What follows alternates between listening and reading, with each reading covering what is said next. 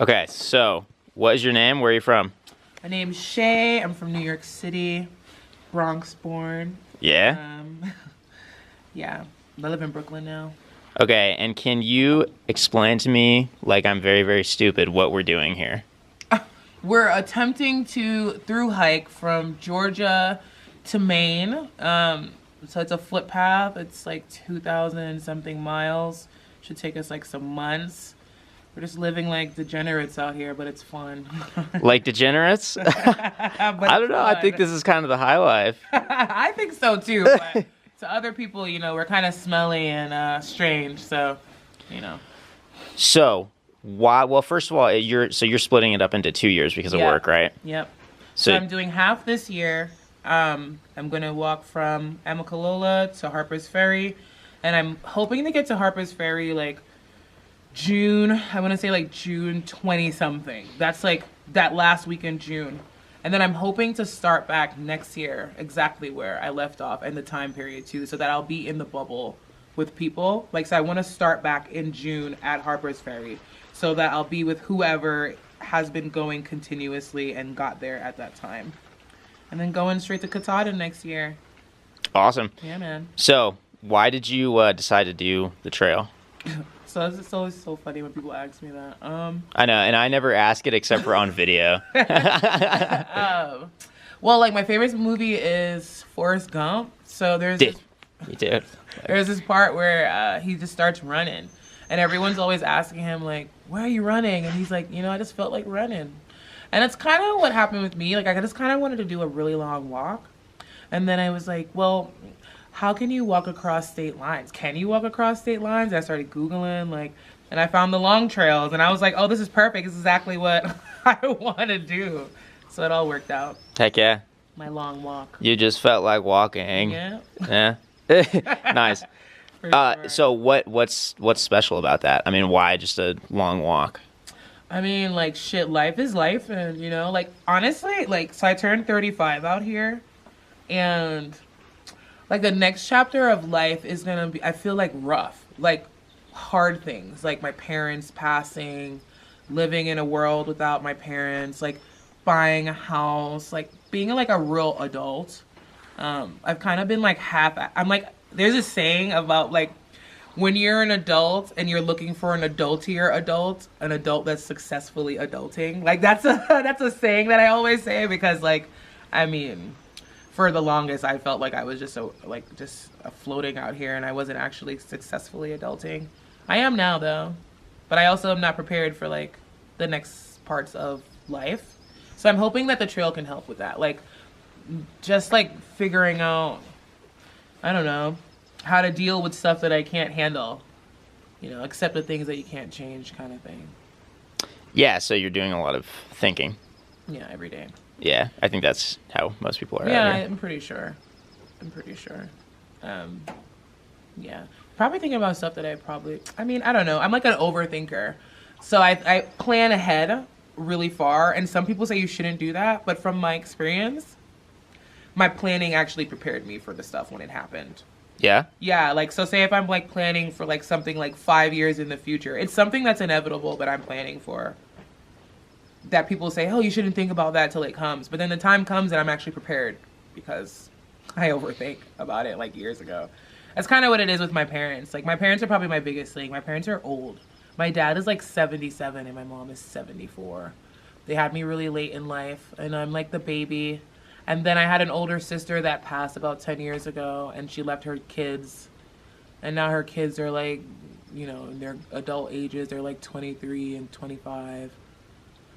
And like, life is just continuing, even though, she's not here and my parents are just getting older by the day. It's hard stuff to deal with. So I'm hoping the trail can help me to just let go, Totally. Yeah, it's interesting because, like, on the one hand, you're trying to let go, and to walk the trail, a lot of people learn they have to let go of certain things because you can only plan so much on the trail. Yes, but then something as I'm learning too. At the same time, though, you are planning these distant things in your life, but not precisely, just sort of. No, not precisely at all, but just trying to like prepare myself in a way. The last time that I remember doing this where it worked was when my sister passed 10 years ago. And I was the one that was most concerned about, like, because she passed from childbirth. So she has one kid that doesn't know her. And he turns 11 this year. And for the first, like, few years of, like, her passing, I was so concerned about these later years. Like, my nephew coming to age and asking about his mommy and asking why he doesn't have a mommy, or like my niece and nephew like getting to the ages where like they're big now, and like my niece might get married in a few years, you know, and her mom's not going to be there, and like my nephew's just going through life with like, you know, just things that no one else was thinking about at the time, and I was the only one that was thinking about it. And then now that these things are coming up, I'm actually prepared. Like, it doesn't make me sad when my nephew like asks me questions about his mom. Whereas, like, it makes my mom sad, and it makes my niece and my nephew sad, but it's because they didn't think about it. They didn't think about the day that this would happen, whereas I did, like, immediately, and now I'm prepared. So you've been playing more of a maternal role with those nieces and nephews? Not really, because I'm definitely, like, the crazy auntie that's, like, that doesn't have any kids and is, like, hikes trails and shit for months, you know what I mean? I travel a lot. I'm always doing, like, some kind of excursion, so I'm definitely not a maternal figure at all. They know that I am irresponsible as fuck. I'm crazy as shit. They know that about me. But I mean, I'm definitely like their aunt, like 100%. Like, I'm only 10 years older than the first two, so they're like my little siblings almost. And then the baby came so late. He's so far behind everyone. We're all like way older than him. For him, maybe I could be a maternal figure, but I feel like he also knows that like kids know the difference between like parent people and then like adults that are not parents. They can tell the difference. Like, so he knows that like I'm just his crazy auntie. So you've had these major life events and other life events that you're anticipating. Yeah. And did you like, you said after your sister died, did you do a trail like this, or? No, actually I didn't. I just was thinking about like all the stuff. I did I actually went to go live in Jamaica for like, I'd say like 7 months after she passed, and I was like living in the bushes we have like Rastafarians out there, and they have like, I would say like conservations where like anyone that wants to practice Rastafarian stuff, or if you just want to live in the wilderness, they'll like let you stay on the compound. Since I was Jamaican, I just kind of got in there, even though I'm not Rastafarian or anything. And I pretty much just stayed out there for months, and I didn't talk to my family. I mean, no one could reach me. I didn't have a phone. And that experience also helped you? Yeah, it helped me to not like go off the deep end. You know what I mean? Like, my sister was a really big part of my life. She was like a really good big sister, and she was she like took really good care of like me as a person. And she was like a lot older than me too. She was like 12 years older than me. So like my whole life, you know, she was just always there for me throughout my whole life. So to not have her there was really like weird. And I don't think I've ever like gotten better from that, honestly. The hike has a lot to do with that too. Like, to try to let that go. Like, because I have to let it go. You know, she's never going to come back, but I'm actually really depressed about it, so. It's a real thing. I would never wish to lose your only sibling. I never wish that on anybody. Yeah, I can't imagine. Yeah, it's horrible. So do you think, I mean, I don't know, maybe that's not something that you... What? Well, that seems, I don't know, it's been a long time. Yeah. I guess moving on is a complicated thing. But grief is complicated. So they say you have there's 5 different levels of it, and I kind of knew that at the time.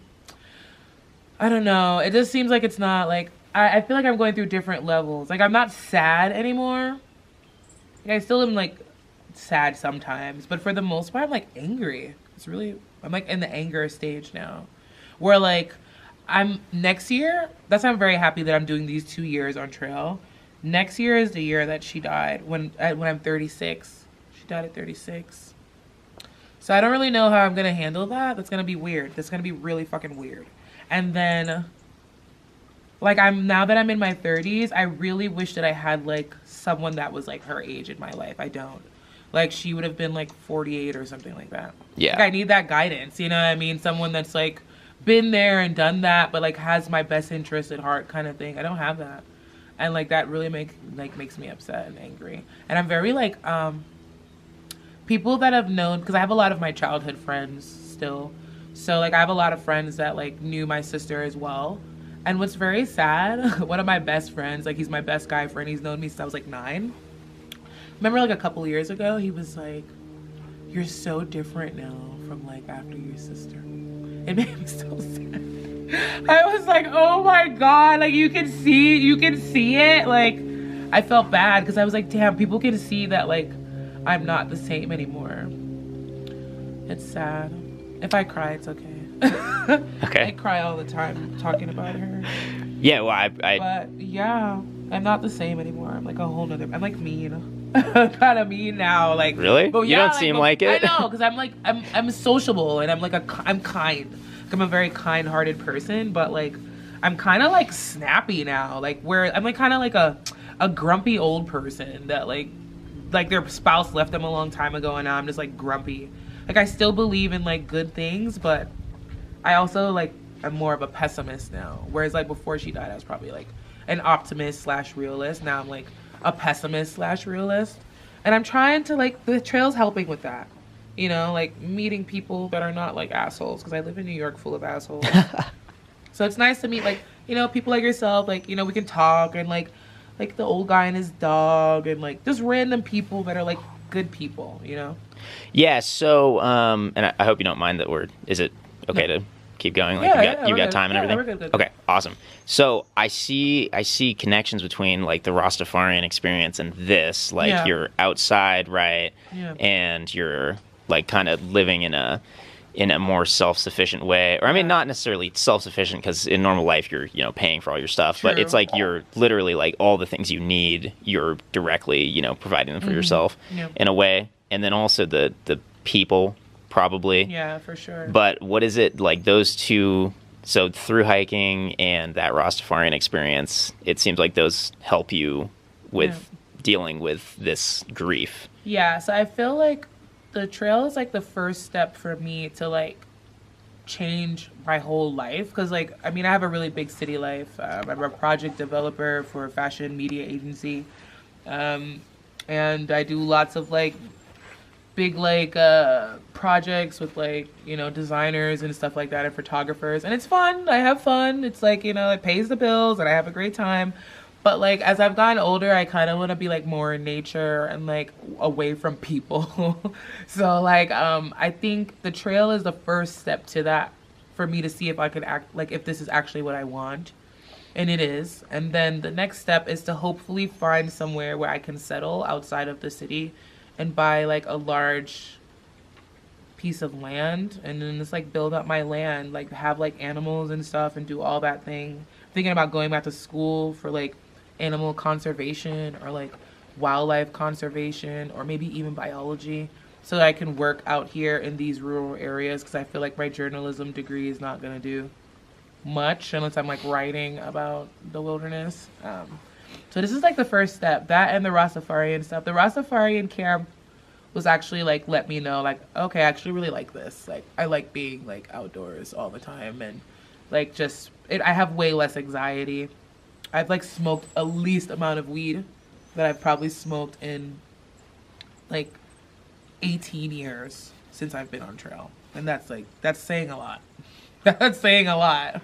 Wow. Yeah. No, I mean, I think that's a common experience. A lot of people here are trying to get away from the city. Yeah, for sure. So, okay. So, I also want to ask you, like, as I mentioned earlier, it's crazy how few African American people do these trails. Yeah. And I'm curious, like, what it's like to just be constantly surrounded by white people who are doing these trails.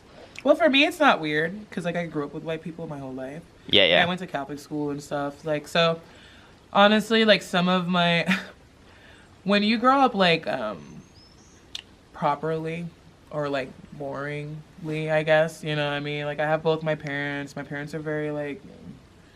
regular and loving and kind and all of that. They raised me a certain way, so like, you know, I had very good diction growing up, so that alone made...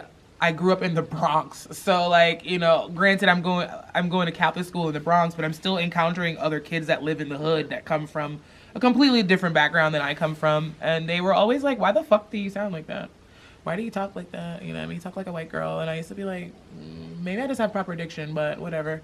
Because I wasn't allowed to speak slang in my house. It's like it's same as Southern, like, yes ma'am, no ma'am. You know, I couldn't say slang words, so obviously that made me speak properly. So I always got picked on by black kids when I was little. They picked on me a lot.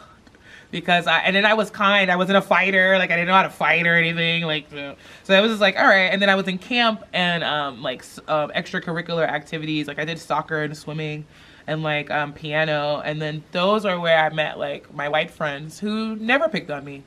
They were never like, why you sound like that? Never. It was just like, okay, cool. We're hanging out. So I honestly have a different outlook probably than the average African-American person that's never like grown up with, you know, well, some of my best friends are white that like I grew up with my whole life. Like, I know their family, they know my family, and vice versa. So it's not weird for me at all. But what I will say is it's part of the culture, I feel, why a lot of black people might not do it. More Southern black people, I feel, know about these trails, you know, because it's like it runs through your area. It's more of like, I feel like if you grew up in like Georgia, obviously you might have gone on the trail at some point with your family, or even did a day hike, or even just something similar to that from what I've seen from most people that are from Georgia. Whereas it's completely different up north. Like, no one does extracurricular stuff outside other than like biking. And unless your family knows to go camping in certain areas, who the fuck's doing that? No one is doing that. So no one knows about those things. And like in the city, like, I don't know, it's weird because I feel like Southern black people are more prone to like hunting and fishing and doing all that. But like the Northerners, hell no. My friends are like, what the fuck am I doing? They have no idea what the hell I'm even doing. They can't even fathom being a through hiker. They're just like, what? Like, even till now, they're like when they see I'm in towns, they're like, oh, like, so you're going to towns every week. I was like, I told you guys that. I was like, I told y'all that I'm going to be going to towns like every 6 days or something. And now you guys see that and you're like, oh.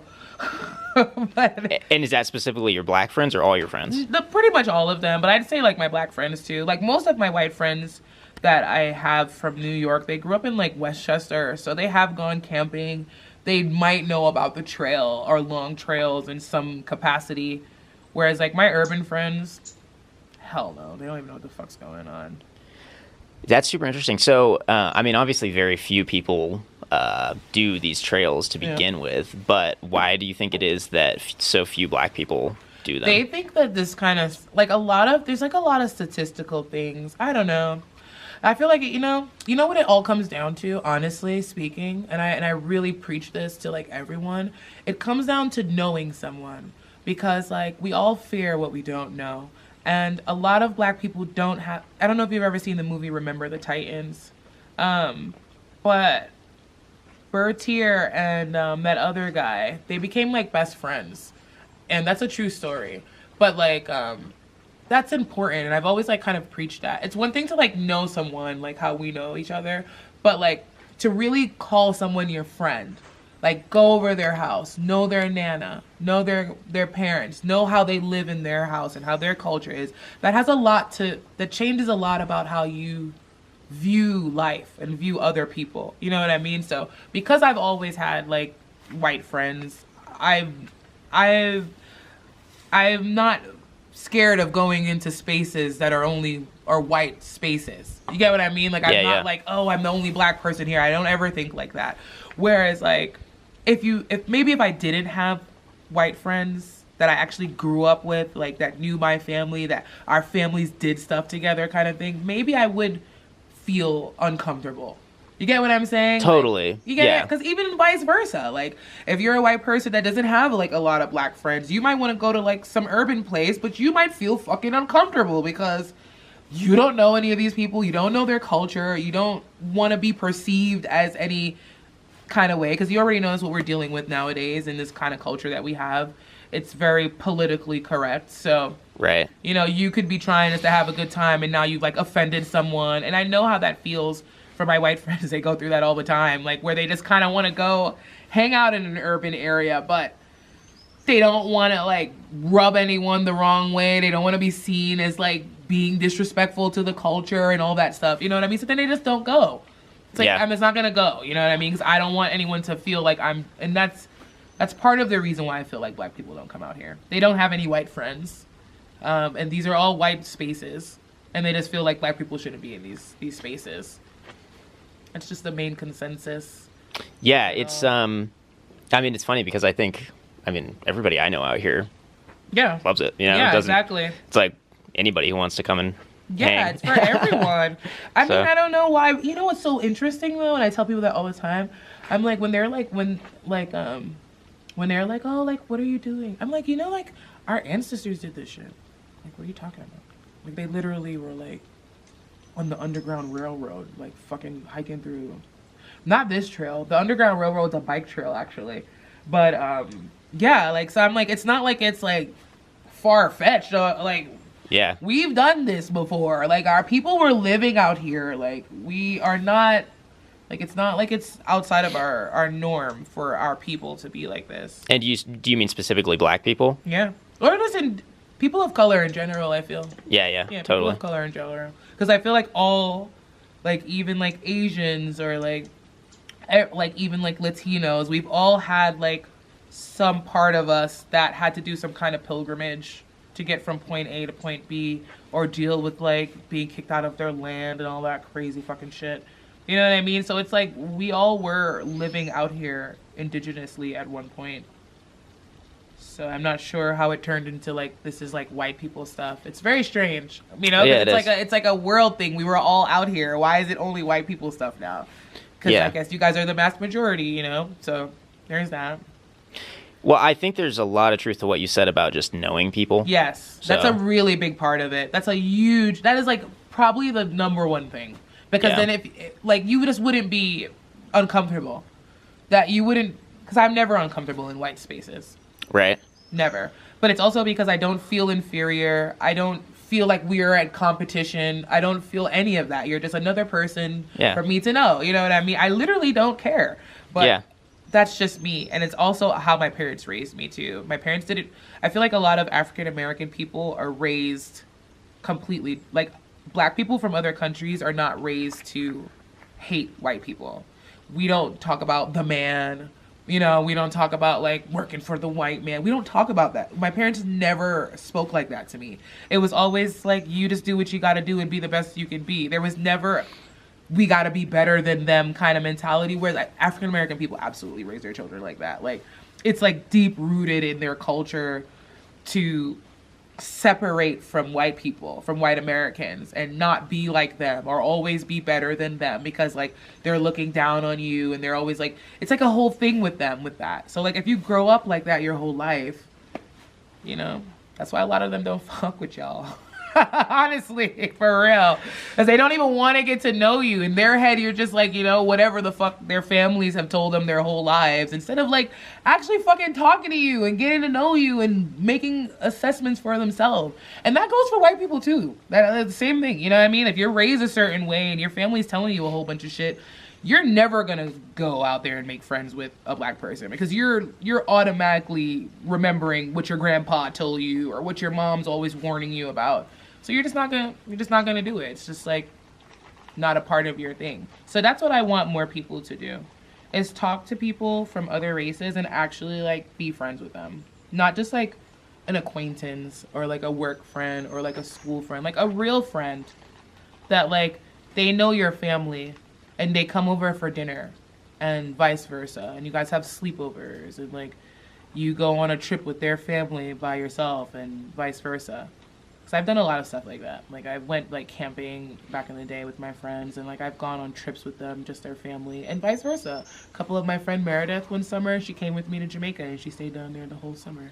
Obviously, that changed her as a person, you know what I mean? No one can ever take away those memories that she made down there. And I mean, that's all I want for us, is to all talk to each other, like how we're doing, and being cool, and just not being caught up in the bullshit for real. Yeah, I grew up in Portland, where, like, there are very, very few black people. Like, at my high school, there were, like, you know, it felt like there were probably, like, 20 black kids out of I mean, that's exaggerating. Yeah, but but out of like 2,000, you know. Yeah. And so for me, honestly, a life-changing experience for me. I was biking from coast to coast with my buddy, and we went through North Little Rock. Okay. And it was like the first experience in my life where I was the only white person and everybody else was black. And I remember we stopped at this store, and the nicest guy, his name was Kevin. Yeah. He came and he started talking to us, and he was like, "What are you guys doing here?" Yeah, like, do you see, like, look around, like, like, what are you doing? And we were like, "Oh, we're just biking through." Like, we had no idea. Yeah. But then it's like him talking to us was like, he was the nicest guy. Yeah. Probably one of my favorite, like, maybe my favorite person that I met on the whole trip. Wow. And it's like, I feel like that, That's exactly what I'm talking about. Yeah, exactly. So it's like, of course you should go to go to North Little Rock. For sure. If you're white, and go do a thru hike if you're black. Yeah, exactly. I mean, because just like how you said that, like, I have had some of the best experiences out here with, like, random people, and people think it's going to be the opposite. They would think, like, because I'm the minority out here, that I would, like, experience, like, a whole bunch of racism and people just being awful to me. It's not like that at all. I've not experienced anything like that. I'm not saying that I won't. You know what I mean? In towns and stuff like that. But, like, on trail. Dude, on trail? Hell no. People on trail are so good. Yeah. I don't know. I agree. So. Especially with that kind of stuff. Even if, like, you're someone that, like, never met a black person before because you come from such, like, a small town. Yeah. I've met people like that out here, and they still were, like, not disrespectful or rude. You know what I mean? Plus, I'm very open. Like, I'm like, a lot different than I feel like I, like, will allow certain questions. Yeah. Because, like, I get it. Because I've asked my white friends, like, really crazy-ass questions when I was younger. You know what I mean? Yeah, like, totally. Just to, like, because, like, it's stereotypical things, and I just want to know, like, is there any truth to that? You know what I mean? So I'm kind of a little bit more understanding when, like, people are trying to understand me as a person or, like, my culture. You know, so I'll kind of, like, let certain things rock and, like, answer certain questions. But, yeah, like, just like how that guy came and spoke to you guys like it was nothing. That's how it should be all the fucking time. And you know what he did? He worked at a community college, and he was driving like this old beat up Toyota Camry, and he knew that we were doing fine with money. We didn't need money, and he reached in his pocket and gave us 14 crumpled up dollars. Oh my God. And we were like, Kevin, like, we don't need this. And he was like, no, I know, but I just love what you're doing. And you know what he said? He was like, I watch these people who go camping on YouTube, and like, I wish I could do that. And we were like, Kevin, why don't you go do it? Yeah. And he was like, he actually said, he was like, no, like, I think somebody would shoot me because I'm, he was, because he's black. Yeah, because he's black. He was afraid to It's true. go out. Yeah, so. it's very true. Especially if he was older. He's coming from a different time. You know what I mean? Like, it was a different time back then where, like, you can kind of understand justifiably why he would be afraid. You know what I mean? But yeah. So I have just like two more questions. Go ahead. Okay, so number one, more light. Okay. On the trail, is there anything that sticks out on the trail so far? Like what? What do you mean? Super open-ended. Any experience you've had, any place you've seen, anything that's made you happy along the trail? Simple things make me happy on trail, like putting on warm socks after you've like been wet all day, like yesterday, or like finding a nice privy that's like clean and nice, or like I've had two trail magics, but one of them was like amazing. Like it was from these people that did like that's probably my favorite experience. I think they were 22 years in of doing trail magic. The grandpa hiked in like 1970 something, and when he started doing the trail magic, his grandson was 9. His grandson was there, and he was an adult that had his own kids. It was nuts because like it was just like these like 5 generations of people that have been coming and doing trail magic. It was freaking amazing. And then they had like a whole camp set up for us. Like they cooked us dinner and they cooked us breakfast. And that day that we got the dinner from them, it was freezing and raining. It was just so warranted. And then they were so nice. Like that man that originally started it, the grandpa, he could hardly hear in one of his ears. And he was like, you had to like yell at him for him to like hear what you were saying. But he was just so kind. Like He was just so nice to us hikers. Like, I was like, wow, this is like, I guess that's what they mean by trail magic, because it was like really, it was just very kind. Like, they charged all our stuff for us. I've never experienced anything like that. Like, they were just really nice to us. So that was probably like my favorite experience on trail.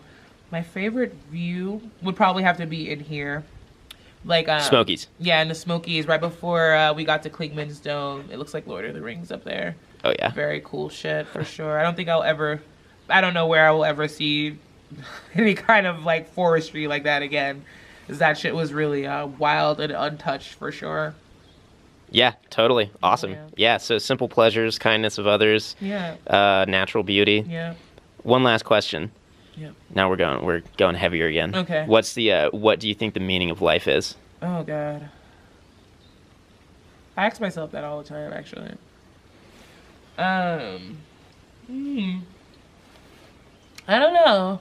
I honestly feel like when I think about it, I think it's like what I said to you. I feel like we should all, like, once you get to a certain level in your life, you should just like travel and meet other people and go to other cultures and like break bread with other people. Because like I feel like we're all like, life is like a pilgrimage. And the biggest lessons I've ever learned were from other people. Like, granted, I've put myself in situations and like I learned a lesson out of like getting out of it or fucking up or whatever. But some of like the most like profound things that I think I've ever learned or heard was from someone else.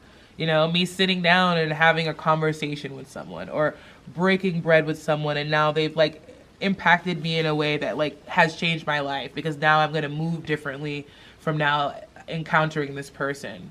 And I really feel like that might be the meaning of life. We just kind of gotta doing this pilgrimage, and kind of like what do they call that?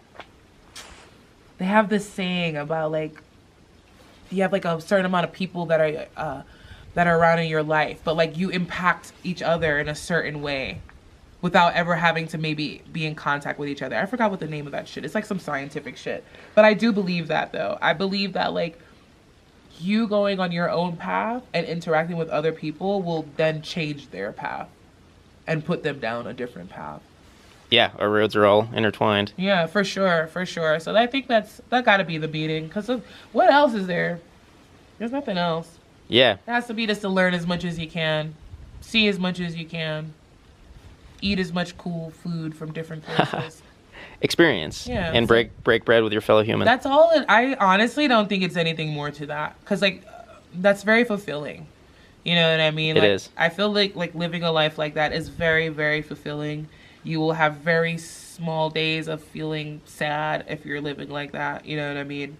And you're enriching yourself. You're enriching your life. You're enriching the people around you. I feel like that's the best way to go. What about you? Let me ask you that question. Let us know. What's your answer to that question? Well, here, do you want to? Yeah.